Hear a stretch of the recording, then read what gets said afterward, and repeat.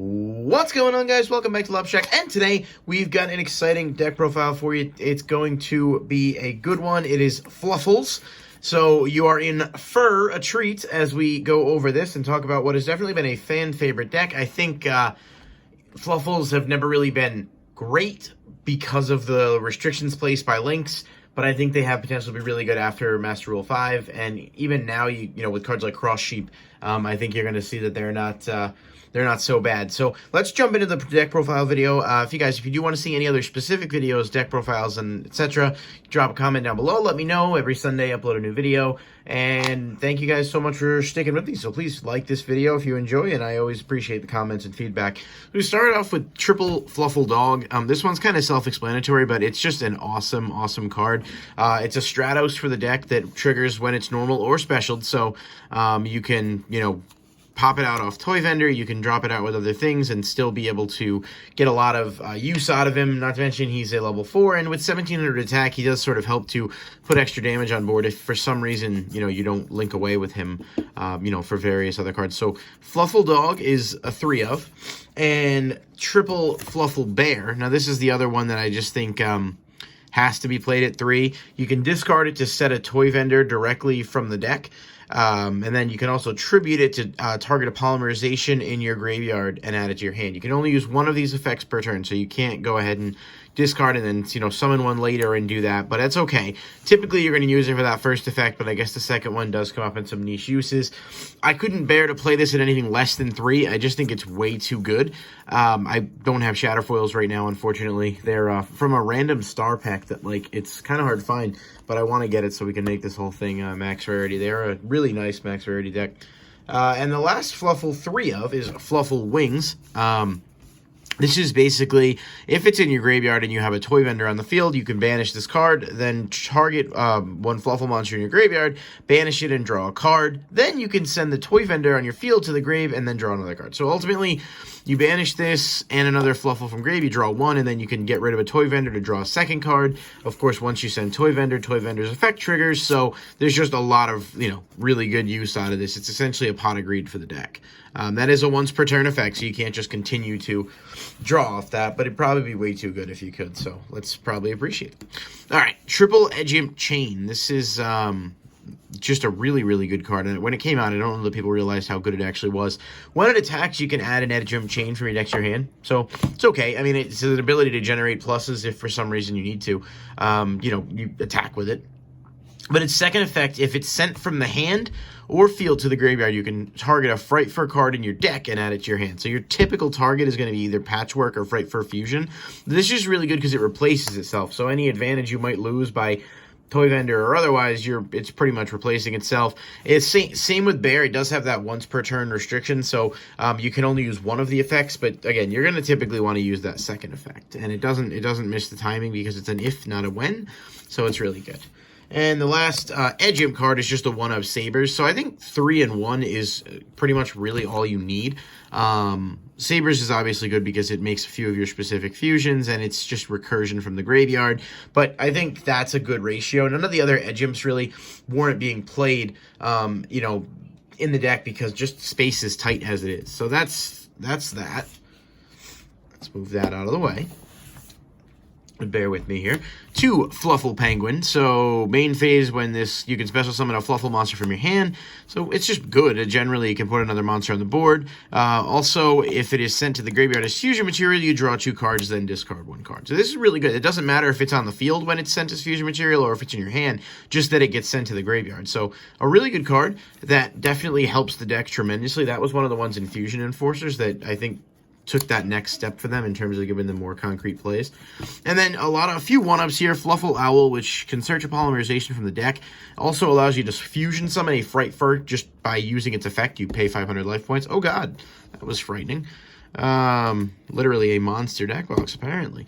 Alright, Fluffal Owl. So that's the 1 of there. Fluffal Cat, if it's sent to the graveyard as fusion material, you can target a polymerization in your graveyard and add it to your hand. And then Fluffal Sheep, if you control a Fluffal monster, you can special summon it from your hand. Then you can also return a Fluffal monster on the field to the hand to special summon an Edge Imp monster from your hand or graveyard. Play Extender lets you reuse things like Dog, have targets in hand for Toy Vendor.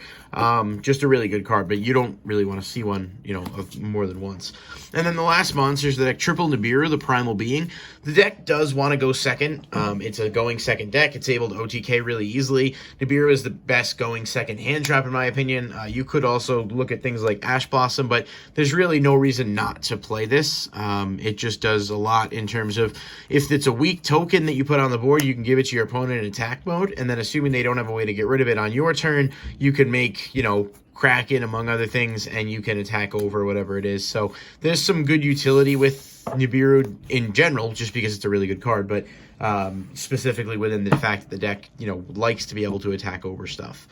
Right, on to the spells. We've got triple Patchwork, one of the best cards. It's just a good archetype support card in general, I feel.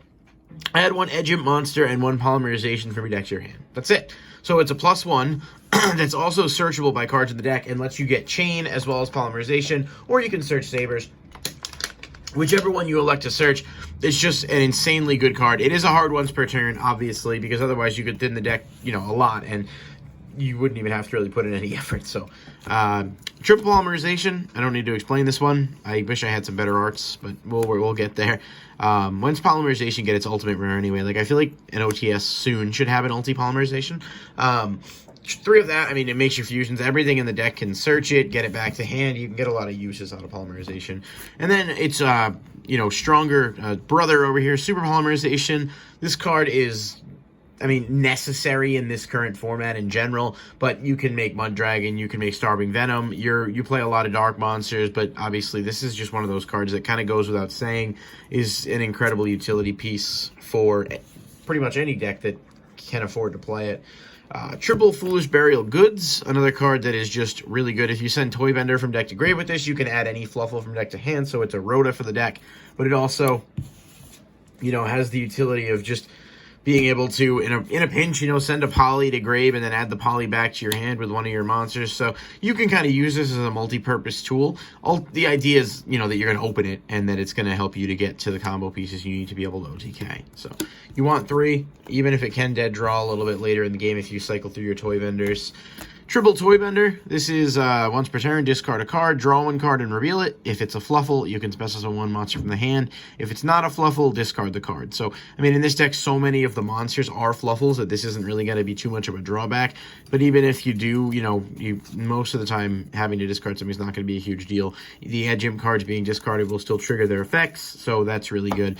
Toybender is also, if it's sent to the graveyard at all, you can add an Edge Imp Sabers or a Fluffal monster protection that is not a once per turn. That is not a hard once per turn. That is just as often as it happens. So, comboing this with Fluffal Wings or Foolish Burial Goods or really any other card that can make use of it, just kind of shows how good the card really is. Right, and then triple Called by the Grave. You do, it is a combo-heavy deck, so you can lose hard to things like Ash Blossom, and to a lesser extent, things like Ghost Spell that will stop you from banishing from the grave. So this is pretty much just necessary to make sure you're able to, resolve your combos in OTK. And then the one Frightfur Fusion, that's Miracle Fusion for the deck. It's not really necessary at more than 1. It's limited to being able to be activated once per turn, and you have a lot of fusion already. You can search this, and it just sort of allows you to get that little bit of extra push that you need to really be able to, go for game. And then for the extra deck, let me just make sure I had it all sorted here. So for the Frightfurs, we got 2 Sabertooth. A Frightfur Sabertooth is, when it's fusion summoned, you can target a Frightfur monster in your graveyard, special summon it, and then Frightfur monster you control gain 400 attack. Also, if you summon him using 3 or more fusion materials, he cannot be destroyed by battle or card effects. So the neat part about this is that you can actually use a Frightfur Fusion monster to make him, and then you can revive that same monster. So something like Frightfur Kraken, you can use it, use its effect to make your opponent send a monster, and then revive it with Sabertooth and use the effect again, because Kraken is not a hard once per turn. It's just a, solid once per turn. And so that's, how you're setting up a lot of OTK damage in general. Being able to go, 30 or 28 plus this is almost 8,000 damage in and of itself. Deck can also do Boral Sword and stuff, so there's a lot of combos. Frightfur Tiger is another really good piece with this. When it's fusion summon, you can pop cards on the field up to the number of fusion material monsters you use. Also boost the attack of your Frightfur monsters. So you could really sort of stack up boosts here with these guys. And so 2 of each of those is that. And then for some one-ofs, Wolf, Frightfur Wolf must be fusion summoned with the above materials, which it does require Edge Imp Sabers. It can attack a number of times during the battle phase, up to the number of fusion material monsters used to make it. So this is another OTK piece because, yes, it's 2,000, but if you use, like, you know, Edge Imp Sabers and 2 Fluffals, it gets 3 attacks, and if it's boosted by something, the attacks don't have to be on monsters. So, sorry, 2 Wolf is what I meant. And then 1 Bear, which you don't go into a ton, but it's just there because you kind of have to.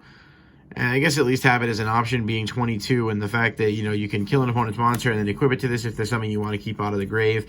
And then the 1 Frightfur Sheep. That has like an Armades effect. It shuts down effects when it attacks, as well as if it's destroyed by battle or card effect, it revives itself. So it's just a good play to start with if you're forced to go first, so that if your opponent does manage to get over it, you can revive it. A couple of links as well, but let me just show the last couple fusions. These are just kind of obvious for Super Poly targets. Mud Dragon of the Swamp and Starving Venom. Most of the time you're going to go into this, but having access to Mud Dragon is good too. Super Poly is just too good of a card not to play. And in some rare cases, you can use Super Poly, like, you know, fusion summon on your own field as well to do extra damage. For the links, 1 Gravity Controller. It's just a really good card. Like, you can make Kraken, link it away for this, bring back... you know, make Sabretooth, bring it back. You can do all sorts of cool stuff. And I think this card actually gets better with Master Rule 5 as well because you don't have to put monsters. You're not locked into Link. So using him as just a way to get something off the field and further your combos is really good. Cross Sheep, enough has been said about this. This card's nuts. I mean, it's a revival. It's just broken. Nightmare Unicorn and Boral Sword, 1 of each. Just your, you know, token rank 3. Nightmare Unicorn's really good. And Boral Sword is an OTK enabler that is, you know, actually really helped by a deck like this. And lastly, just Dugaris, the Timeless. You don't go into rank 4s a ton, but when you do, having this to double the attack of something or to get draw power if you need it is a really, really useful tool. So that is the deck. Hopefully you guys did enjoy it. I'll do 1 test hand here and just see if maybe we can get a little bit of a test and see what... you know, what we do with a starting hand. So I guess assuming that you're going to want to go second, and it's tough because you don't know if you're going to have to play through hand traps, but at least it gives you some semblance of a, you know, an idea what your opponent's working with here. So let's do an opening test hand here. Toy Vendor, Fluffal Owl, Polymerization, Fluffal Cat, and Edge Imp Chain. And if you're going second, you're going to get that 6th card with Wings. So that's a really good hand. Just because, well, first of all, so you go Toy Vendor, you discard the Wings, draw a card and reveal it. It is a Fluffal, so you can special summon any monster from your hand, not just that. So, you know, then you go Edge Imp Chain. At that point, you know, you have endless, you can, I don't really know where I'd even want to start there. I guess it depends on what your opponent has on the board, because, like, do you want to summon something and make... Sheep so that you can revive, and then you're going to search off that. So, I don't know, let's just say, you know, you can normal summon Frightfur Owl, Fluffal Owl, rather, you know, search another Polymerization, and you can link these 2 away for Sheep. And once that's there and you have Toy Vendor, you can banish Wings and Owl from the, well, I guess as a banish those 2, draw a card, and then you can send the Toy Vendor to draw an additional card, which gets you a search. And so that's, I mean, I haven't even done that yet. 3 Polymerizations is a bit killer there, but you got Frightfur Patchwork, and then you're going to get a search off Toy Vendor. So basically the deck is really combo heavy, but depending on what you open, like, you can pretty much just go off with the majority of hands, and the deck can play through negates. It has trouble playing through stuff like Nibiru, so don't get me wrong, is there are ways you can get, you know, have some pretty rough matchups here. But I think for the most part, the deck is going to be really, really solid in Master Rule 5, just because that link restriction will no longer be there, which makes it easier for this deck to OTK. So hopefully you guys enjoyed the video. Feel a little bit better next week. I think I'm going to go back to doing a discussion topic video, and then hopefully we'll get a couple more deck profiles down the pipeline, especially as some new ideas and new sets start to get fleshed out. But thank you guys so much for watching. I'll see you next time right here at LubShack. Bye-bye.